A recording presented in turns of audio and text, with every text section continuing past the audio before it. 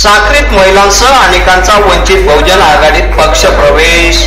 आज साक्री येथील शासकीय विश्रामगृह येथे विधानसभा व लोकसभा निवडणुकीच्या पार्श्वभूमीवर वंचित बहुजन आघाडीच्या वतीने आढावा बैठकीचे आयोजन करण्यात आले होते।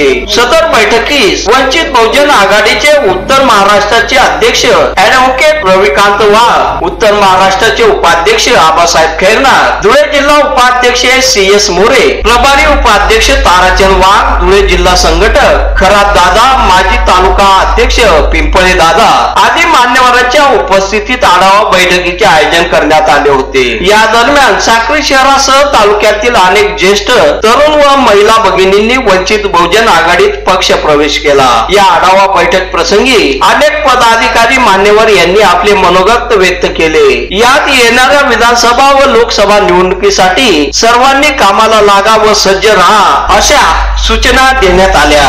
यावेळी वंचित बहुजन आघाडीचे साक्री तालुका अध्यक्ष शरद वाघ, युवा अध्यक्ष दीपक वाघ, सचिव विजय हिरे, सहसचिव शशिकांत वाघ, नितीन मोहिते यासह ज्येष्ठ कार्यकर्ते म्हणून राजेंद्र वाघ, नाना वाघ शेवाळी, LH Panpatil, RD Salve, DM Mohite, Sanjay Thorat, Latabai Thorat, पानपाटी ताई, कपिल वाघ, उदय मोरे, शुभम मोरे आदी उपस्थित होते। आज धुळे जिल्ह्यात साक्री तालुक्यात आणि साक्री या गावामध्ये वंचित बहुजन आघाडीचे होऊ घातलेल्या निवडणुकीनिमित्त आढावा बैठक घेण्यात आली। त्या आढावा बैठकीमध्ये संपूर्ण जिल्ह्याचे कार्यकर्ते, तालुक्याचे कार्यकर्ते आणि उत्तर महाराष्ट्राचे कार्यकर्ते या ठिकाणी हजर होते।